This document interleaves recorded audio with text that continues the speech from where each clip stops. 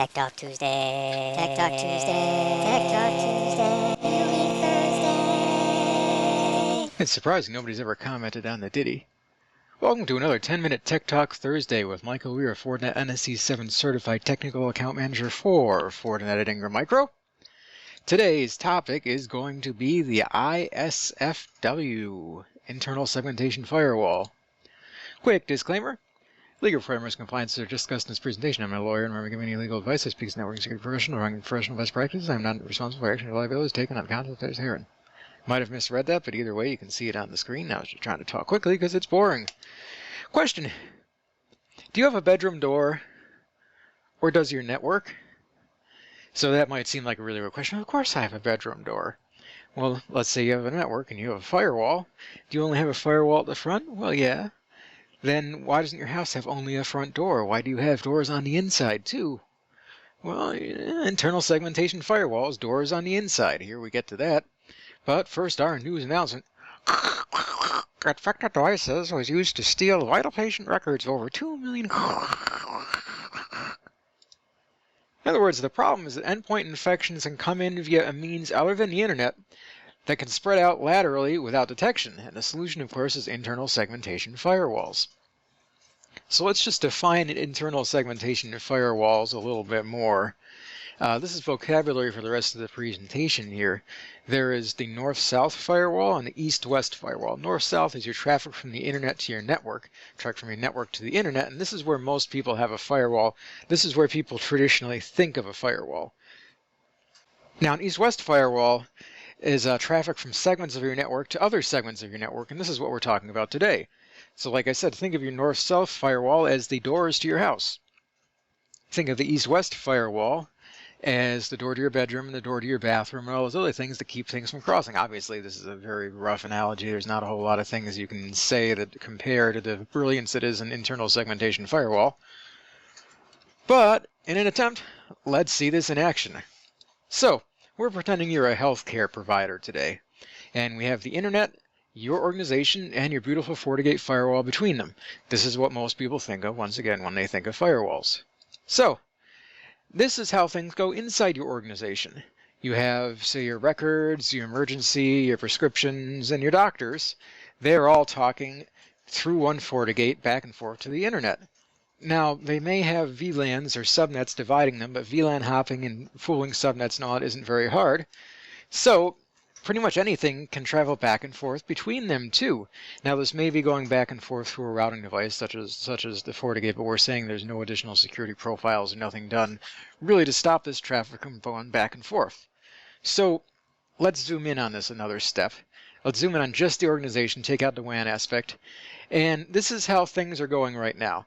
Everything is passing between everything else. Well, let's say one of your doctors brings in an infected laptop that they took home and decided to download some music from a torrent on to listen to while they perform brain surgery. They bring that virus in, and next thing you know, that virus says, hey, I got to look around for a target. I'm going to go over here. I'm going to look at the pharmacy and the prescriptions and see if I can find any data there that I want to get out. Oh, that's not working out. Maybe I'll go up into the patient records and see if anything. Oh, I've hidden myself in the patient records. Now I'm going to go over here and I'm going to pretend to be that doctor because he's supposed to have access to the patient records. I was on his machine. Now I can pretend to be him. And I can go out to the internet with your patient records. Now a way to solve that is this. It's putting up internal segmentation firewalls. Now you might be looking at this and saying, oh my gosh, how am I going to pay for 4 FortiGates to put on the inside of my network besides my big one going out? How am I going to size it? How am I... Blah, blah, blah. Don't worry, we'll get to that. But first I just want to say that let's say that same doctor brings in the infected laptop to your organization and things try to spread and search for more valuable things on the network. They're not going anywhere. Now, you might be saying, well, can't my client stop that? My EDR, my UEBA? Well, I mean, yes, to an extent, because those things are all good, but you always want to have multiple layers of protection because every single layer somehow can be defeated. All right, hackers are smart. They're not making their money by just sitting around on their laurels and using the same old techniques everybody did for a long time. They've got, they're coming up with new stuff every day. But like I said, this looks like we're buying more FortiGates, and I'm sure somewhere there's somebody's little head that's exploding and saying, oh my gosh, the dollars, this doesn't make sense. More than likely, that person's just a bean counter, doesn't really know anything about cybersecurity, and doesn't look at the risk versus reward of what happens when you have a HIPAA breach, and the amount of money you can lose, and the fines you can have to pay, and all those new laws, from New York and California and 30-some other states. They don't think about that. They just think about, oh my gosh, it's going to cost so much to get these firewalls. Well, Fortinet has a workaround that can make everybody happy in this situation, and that's called virtual domains.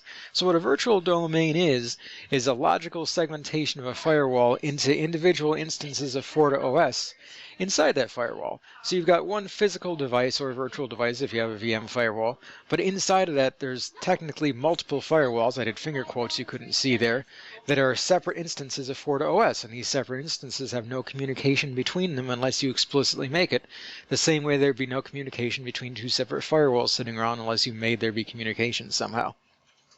So, if we put in those internal segmentation firewalls, what we end up is something that looks more like this. We have our NGFW up on front, our ISFWs on the four little segments, and everything is much more secure. But the reason we've got that big semi-transparent FortiGate symbol in the back is this is all technically still one physical device. So let's talk about this topologically. What it would look like if you guys got it laid out would be something like this. You would have the internet, and you would have a root VDOM or in some way a master VDOM that would be directing traffic between all the other VDOMs back and forth to the internet. And inside of that would be separate VDOMs, separate FortiOS instances for your various LANs that you have in there. And the limits on how many VDOMs can have are determined by the model that we have. So some can just have a couple, some can have hundreds. Depends on which model of firewall you're looking at. Just remember, each VDOM is going to eat into the throughput of the firewall because it's still one single set of physical hardware. So you can make this division up like this however you want. There's not really limits to it. You can even have a different management VDOM from all of your traffic VDOMs if you want to keep things secure that way. Really, you can plan it out however it is you actually want to plan it out. It's a very flexible system. So what's our call to action on today? It's that you need to plan your networks with internal segmentation firewalls. Now, this is a very modern thing, the internal segmentation firewall. I shouldn't necessarily say modern, but this is something that's becoming more important daily as we have more and more stringent regulations for privacy and segmentation, more and more stringent regulations for dividing and being able to audit paths and say who touched what when. So this is a time to say to your customers, hey, listen, you need to get an internal segmentation firewall. Oh, wait, stop, hold on a second there. There's a bonus in this one. There's a bonus. Don't end it yet.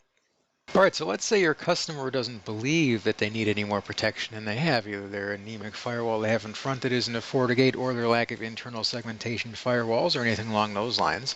Fortinet has this thing called the Cyber Threat Assessment Program. Now, we can either offer it through us here at Ingram Micro, for me, through Fortinet themselves. What they do is they give you a FortiGate. You put it in your customer's environment either transparently as a one-arm sniffer. It sits there for 7 days, collects security information on what has failed there, and sends it in a nice snappy report that's made for the decision makers, not the technical people. Nice executive summary. Here we've got our IPS failures, our endpoint antivirus failures, web filtering failures. Some of these might be things you don't want. Definitely don't want no peer-to-peer applications. Might have some proxy applications. Give you some overall network utilization rates.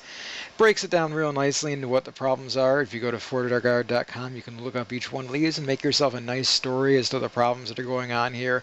Malware, botnet, things that leak through the IPS, high-risk applications people shouldn't be using, at-risk devices, unknown malware. This is cool. It even gives you the tracer file for it. If you wonder what that is, go back and watch my one on sandboxing. And you get the idea. So this is the kind of thing that you would like to show your customer, and you would want to show your customer if they seem a little pensive or seem a little slow about getting themselves on this internal segmentation firewall train. Thank you to everyone for watching and listening. If you have any questions, feel free to let me know. As always, Michael Weir at IngramMicro.com. There's my work phone on there. Shoot me a link, send me a message, whatever you want to do. Have yourselves a great and wonderful day.